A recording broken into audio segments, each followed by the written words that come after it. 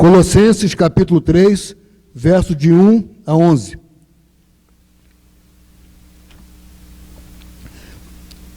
Leitura alternada. Carta de Paulo aos Colossenses, no capítulo 3, verso de 1 a 11, a união com Cristo glorificado. Portanto, se fostes ressuscitados juntamente com Cristo, buscai as coisas lá do alto, onde Cristo vive, assentado à direita de Deus. Pensai nas coisas lá do alto, não nas que são aqui da terra. Porque morrestes, e a vossa vida está oculta juntamente com Cristo em Deus. Quando Cristo, que é a nossa vida, se manifestar, então vós também sereis manifestados com Ele, em glória. Na continuação, o resultado dessa união, os vícios devem ser abandonados. Fazei, pois, morrer a vossa natureza terrena, prostituição, impureza, paixão, lasciva, desejo maligno e a avareza, que é a idolatria. Por essas coisas é que vem a ira de Deus sobre os filhos da desobediência. Ora, nessas mesmas coisas andastes vós também, noutro tempo, quando vivis nela. Agora, porém, despojai-vos igualmente de tudo isso: ira, indignação, maldade, maledicência, linguagem grosseira, vosso falar. Não mintais uns aos outros, uma vez que vos despistes do velho homem, com os seus feitos. Vos revestistes do novo homem, que se refaz para o pleno conhecimento, segundo a imagem daquele que o criou. Todos, no qual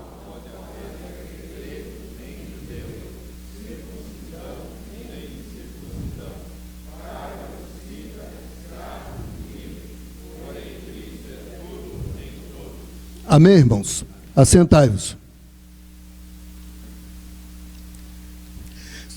Irmãos, eu confesso que seria bem cômodo para mim, já que na leitura devocional foi abordado a ressurreição de Cristo, eu ficaria mais cômodo nesta noite, ciente das minhas limitações, se me atesse somente a falar da ressurreição de Cristo. Ah, mas a ressurreição de Cristo é cantada em verso e prosa. A ressurreição de Cristo é marco do cristianismo. A ressurreição de Cristo é pilar da igreja. A ressurreição de Cristo é o divisor de águas entre o cristianismo e as demais religiões do mundo. Não há nenhuma religião no mundo onde o seu Deus ressurgiu dos mortos. A maioria das religiões, o Deus é adorado, é feito procissões, tudo aquilo em volta dele, mas ele está morto. Nós temos um Deus vivo. E eu confesso aos irmãos que, ao ler esse texto, eu me senti tentado a tratar desse assunto. Eu poderia discorrer melhor. As minhas limitações não seriam tão observadas, porque falar da ressurreição de Cristo, eu podia dar sequência à leitura devocional do pastor. Sairia daqui, quem sabe, os irmãos admirados, né, pelo meu linguajar, pelo meu conhecimento, estaria o assunto resolvido.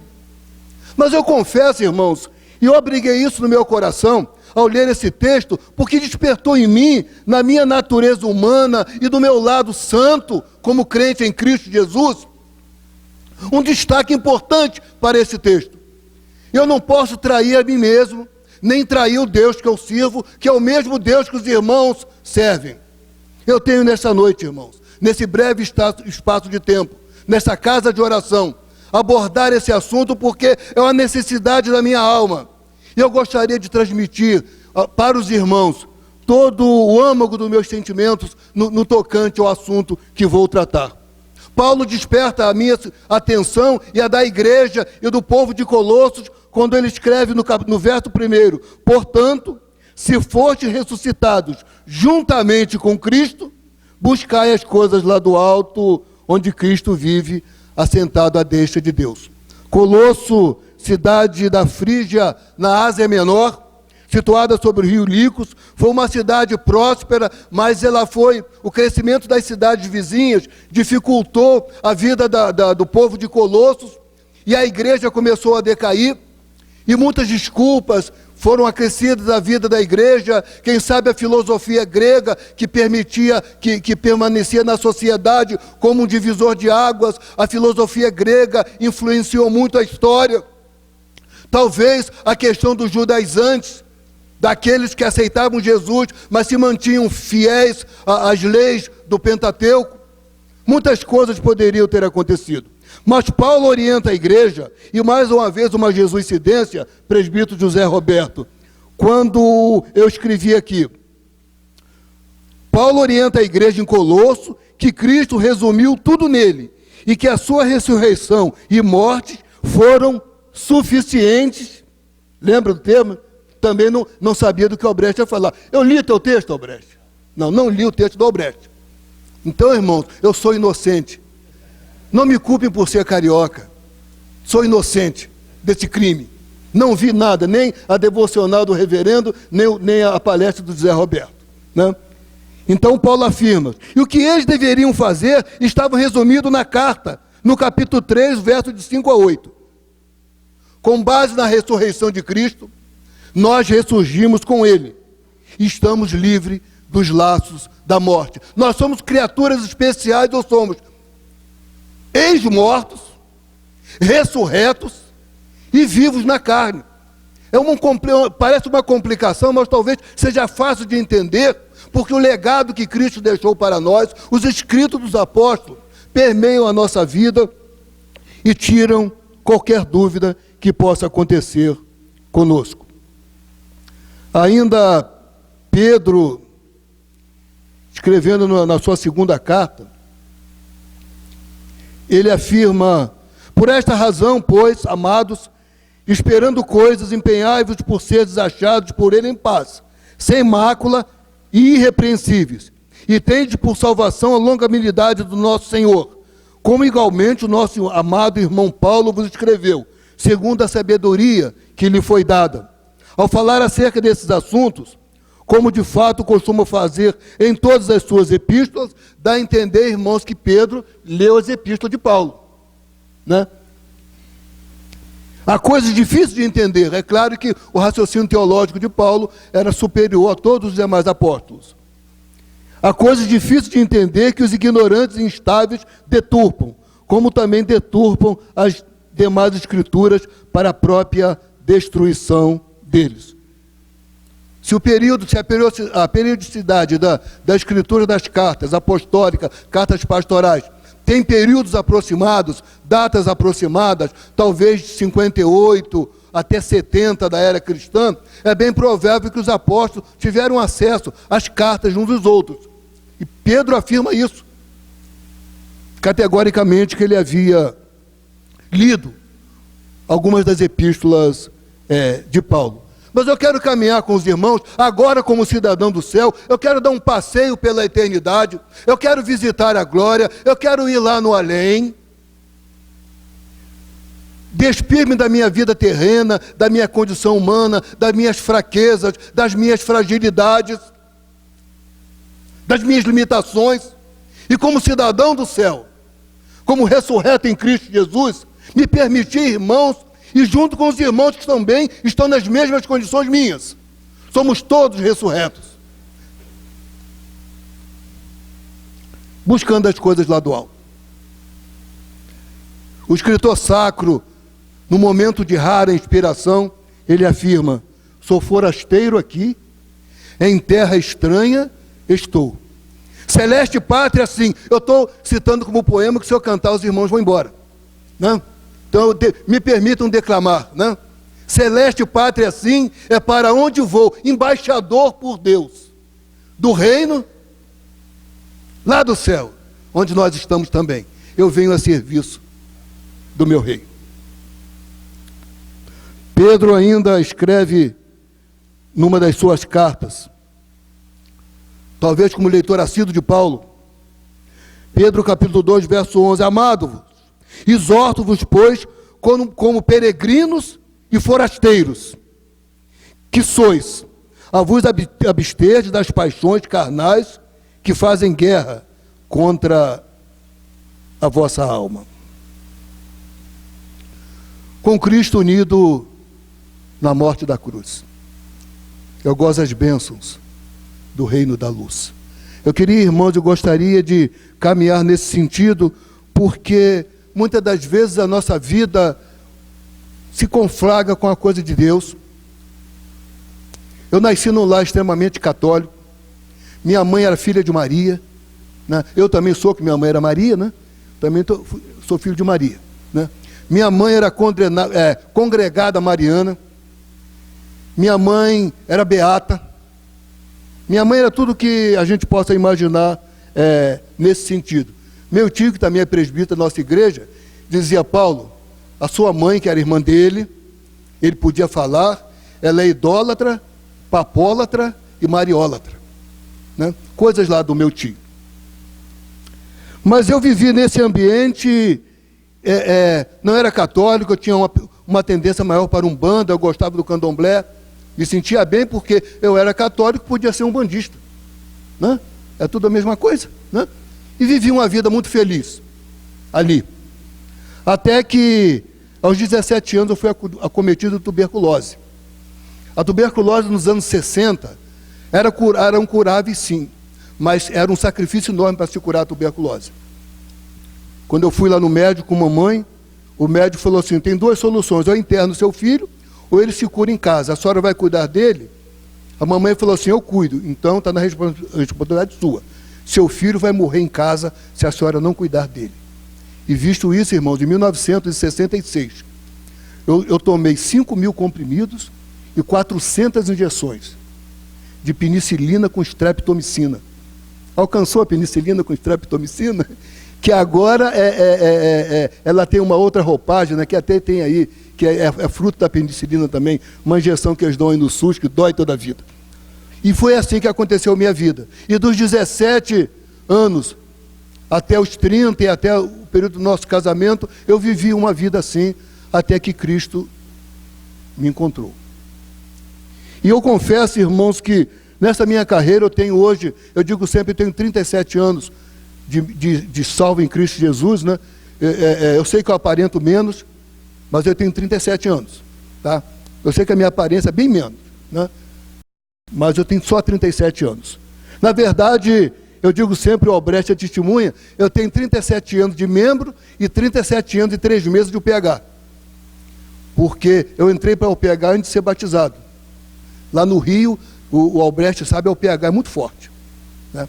A UPH no Rio de Janeiro, o Cláudio tem visto isso, os movimentos, a sociedade do Rio de Janeiro é muito forte, a UPH é uma das mais fortes. E acontece com tudo isso, irmãos, que hoje, já como ressurreto, e não a descoberta, eu não descobri isso agora, mas Deus falou no meu coração que ao Ele ressurgir dos mortos, ao Ele pagar o preço, nós, pecadores, decaídos, fragilizados, mortos, porque nós, como calvinistas, né, seminaristas, nós entendemos que a queda nos deixou tetraplégico, não nos deixou arranhados, como diz Armínio, não. Nós ficamos tetraplégicos. Os arminianos dizem que a queda foi um arranhão. Se levantou, passou um metiolate ali, um mercúrio, e levantou. Para nós, os presbiterianos, nós ficamos prostrados, necessitados da graça e do amor de Deus. E Deus teve que, através do Espírito Santo, nos levantar. E esse mesmo Deus que nos levanta, nos diz que nós somos ressurretos já.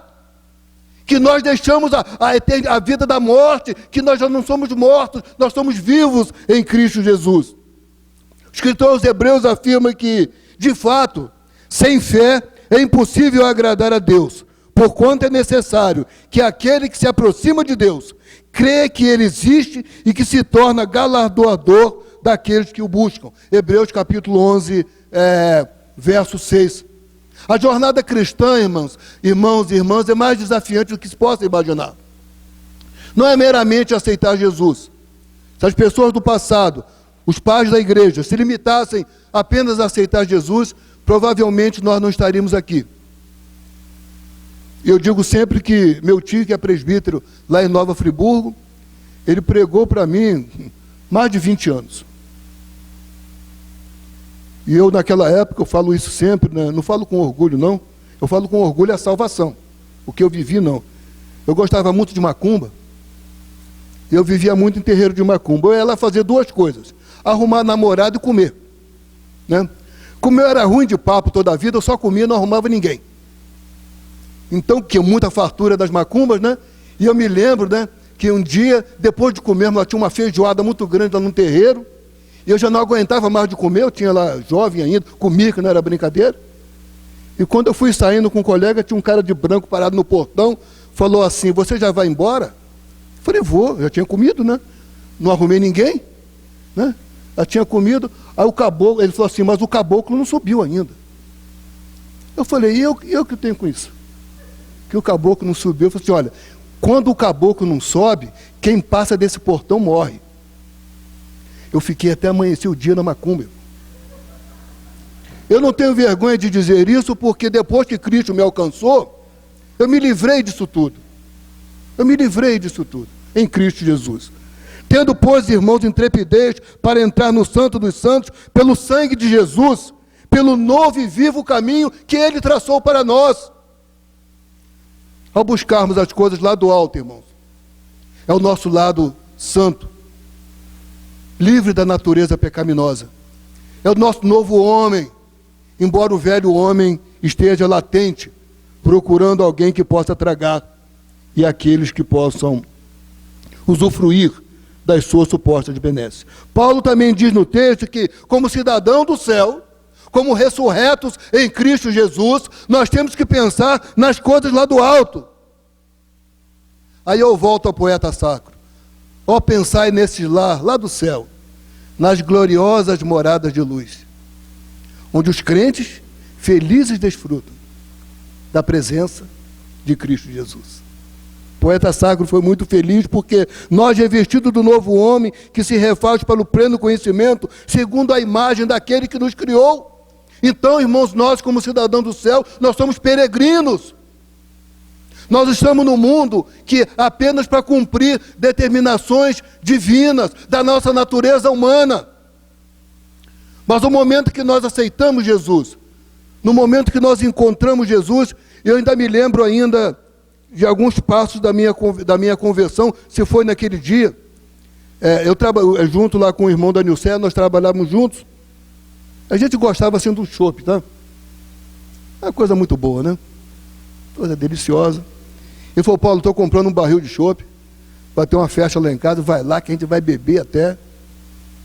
Fiquei feliz da vida, eu estava chegando do trabalho. Na rua da casa onde morava meu cunhado, que ele faleceu recentemente, estava havendo um culto da Igreja Assembleia de Deus lá daquela região. Eu tinha feito serão, né? Eu era metalúrgico, né? Mas tenho os 10 dedos, tá, irmãos? Eu não perdi nenhum. E vocês sabem por que o Lula não tem esse dedo aqui? Sabe por quê? Porque esse aqui é meu. Esse aqui não é dele, então esse aqui é meu. E quando eu vim lá da metalúrgica, né? E tinha um culto evangélico na casa da esquina. E eu senti uma coisa estranha, eu parei ali, fiquei escondido no poste e assisti o culto todo. Quando eu cheguei na casa do meu cunhado, ele já tinha aberto lá o barril de chopp, né? E eu nunca mais bebi. Nunca mais. Respeito todos os irmãos, a posição de cada um dos irmãos. Nunca mais. Com Cristo unido na morte da cruz. Pensar nas coisas lá do alto, coisas do novo homem, do novo nascimento, é essa a característica básica daqueles que nasceram em Cristo Jesus, que vieram da sarjeta, da lama, não diferente daqueles que nasceram no lar evangélico, num berço cristão, que são privilegiados. Se há alguém aqui nesta noite que vem de raiz evangélica, de um lar cristão, bem-aventurados sois vós. Eu cheguei na igreja presbiteriana, na UPH, mas meus filhos, nossos filhos na Nilcé, foram cordeirinho de Cristo. Foram frozinha de Jesus, porque, né, são 3 homens, né? Mas tudo bem, né? Mas nossos filhos, alguns nasceram já no Evangelho, outros vieram com 2 anos, e usufruíram das bênçãos da igreja, que eu e a Nilceia já chegamos um pouco velho e cansado. Sabendo isso, que Cristo foi crucificado, com ele o nosso velho homem, para que o corpo do pecado seja destruído, e não sirvamos mais o pecado como escravos, diz o apóstolo Paulo, e vos revistais do novo homem, criado segundo Deus, em justiça e retidão, procedentes da verdade, carta de Paulo aos Efésios, no capítulo 4. Pensar nas coisas lá do alto, viver uma vida santa, viver uma vida alicerçada em Cristo Jesus. São características, irmãos, de todos aqueles que se identificam com a fé evangélica. Paulo afirma também no texto aos Colossenses que a nossa vida, isso é interessante, que a nossa vida está oculta. Paulo escreve: separadas, invisíveis aos olhos do mundo.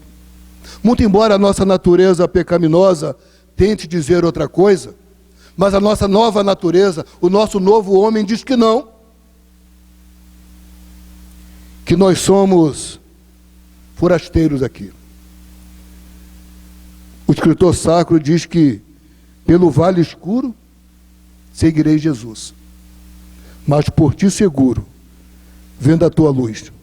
Não sou mais eu que vivo, diz Paulo, mas Cristo vive em nós.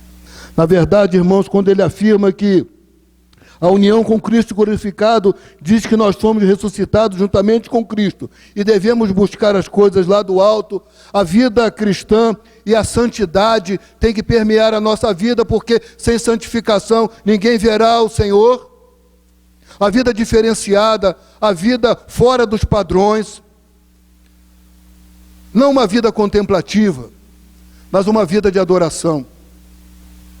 Eu estou nessa igreja, irmãos, pela exclusiva vontade de Deus. Eu não escolhi a Igreja Presbiteriana do Brasil. A minha vontade era ser da Assembleia de Deus. E nós tínhamos um trabalho. Eu fui cofundador de uma... Eu não me envaideço disso, não. Eu fui cofundador de uma igreja presbiteriana pentecostal. Fui cofundador. Novo convertido, a Nilceia não, a Nilceia conseguiu se segurar. Eu fui encantado, né, pelo movimento, e me levaram para lá. Eu era novo convertido, neófito ainda, e nós ficávamos lá, irmãos, às vezes, orando ajoelhados, horas e horas, buscando do batismo com o Espírito Santo. Eu nunca fui batizado, rapaz, eu ficava uma arara. Eu via gente lá falando língua, eu falei, qual o problema que eu não falo também? Até que um belo dia, nós decidimos fundar a Igreja Presbiteriana Pentecostal de Belford Roxo. Cheguei para a Nilceia e falei, Nilceia, estou saindo. Ela falou, mas saindo para onde? Nós estamos fundando um novo movimento. Eu sou lá, eu fui junto, né? Eu não era o líder, não, fui junto. Gostei? A Nilceia falou assim, olha, eu não vou não. Eu gostei daqui da igreja, já estou na SAF. Esse tal de SAF é um problema seríssimo. Eu já estou aqui na SAF. Aí eu virei para o Fabinho, né, que hoje o Fabinho está com 40 e tantos anos, né? Aí o Fabinho estava lá na UCP. Eu falei, rapaz, eu vou sozinho. Mas eu queria ser, porque eu achava que participava do movimento, eu não falava língua não, mas eu estava querendo. Eu tinha anseio por isso. Um dia, quando eu completei aniversário desse período, meu irmão, sabendo que eu sou aficionado à leitura, e eu leio muito, leio dia e noite, eu leio mensagem onde tiver, aviso, eu saio lendo tudo, na rua, ônibus, trem, eu leio tudo, né? Meu filho me deu um livro, Verdade que Transforma, pastor James Kennedy, da 10ª Igreja Presbiteriana, lá dos Estados Unidos. Eu comecei a ler aquele livro, e cheguei para os irmãos Penteca, né? Presbiteriano Penteca. Falei, olha, rapaz, eu vou ficar. Eu vou ficar porque eu estou lendo um livro aí, rapaz, não é possível. Deus tem um plano comigo. É claro que a igreja minha não deve ter ficado muito satisfeita, porque nos meus 34 anos de presbítero, eu dei muito trabalho à minha igreja, né? Alguns devem ter pensado, por que ele não foi para lá? Né? Ele podia ter ido, né? Ajudava a gente, né? Quebrava o nosso galho, né? E eu fiquei. Se hoje eu sou presbiteriano, calvinista e reformado, eu agradeço, não ao meu pastor, que era muito fraco para administrar a nossa igreja, porque deixou que ela se desviasse e se rachasse toda. Não devo nada a ele, devo a Jesus. Hoje, eu e minha família servimos a Jesus aqui nessa igreja. Eu posso sair dessa igreja, irmão, presbiteriana. É só Deus me autorizar. O homem não me tira dessa igreja, não. Se Deus tiver um trabalho comigo para outra denominação, eu posso ir, pela vontade de Deus, mas não do homem. Paulo também afirma que a nossa vida está oculta, separada, invisível aos olhos do mundo. Ele escreve também aos Efésios, dizendo, para apresentar a si mesmo, igreja gloriosa, sem mácula, nem ruga, nem coisa semelhante, porém santa e sem defeito. A santidade da igreja, irmãos, é um dos sustentáculos da nossa fé. A igreja é una, a igreja é católica, né? Da sua natureza, e a igreja é santa. E cá para nós, irmãos, nós os presbiterianos, não temos nada que copiar ninguém não, tá? Se alguém quiser que nos copie, não temos nada que copiar.